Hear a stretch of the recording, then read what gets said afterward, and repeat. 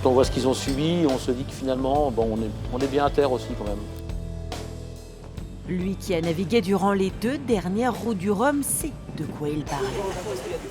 Il y a toujours le petit pincement de voir partir les copains. C'est donc du Gabu, le QG des marins Rochelais, que Christophe Souchot suit cette édition. Toutes les 2 heures ou 3 heures, je suis sur mon écran. Bien sûr, parce que j'ai des amis quand même qui naviguent encore, qui sont sur l'eau là. Et puis on veut savoir ce qui se passe. Et puis on n'efface pas tout d'un seul coup comme ça, quoi. Pas question d'oublier. D'ailleurs, tout reste au Gabu. Les vestiges de son aventure de 2018 et les bons souvenirs.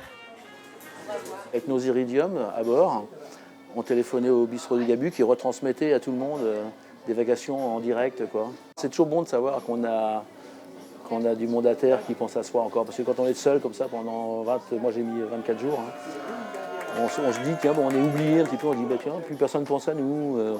Puis finalement si.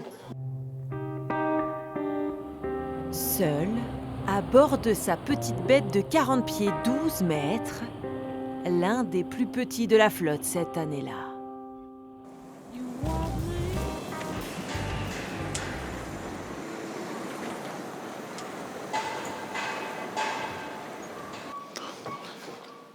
Alors voilà, là, c'était ma place en mer pendant 24 jours. 24 jours assis ici, à dormir ici d'ailleurs aussi, à manger là, à contempler aussi tous les éléments ici.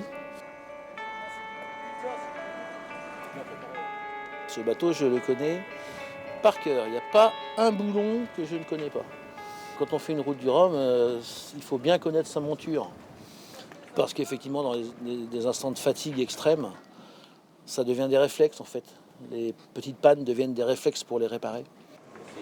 Les skippers sont souvent exténués. Ils dorment par tranche de 30 minutes maximum. Il faut faire face aux 3 S, sommeil, stress et solitude. Si on ne respecte pas la carte de sommeil, hein, on peut être en très grande difficulté. Avec des hallucinations, on peut trouver un catoué. Un catoué, c'est un ponton. On peut penser qu'il y a un ponton en plein milieu de l'Atlantique, quoi. On peut sauter à la mer. Là, on se retrouve vraiment tout seul avec des éléments qui sont un peu hostiles, on va dire. Donc, on fait avec. En fait, on fait le dos rond. La nature est plus forte que nous, la mer est plus forte que nous. Donc, c'est des grandes leçons d'humilité. Voilà, la mer, c'est une grande leçon d'humilité.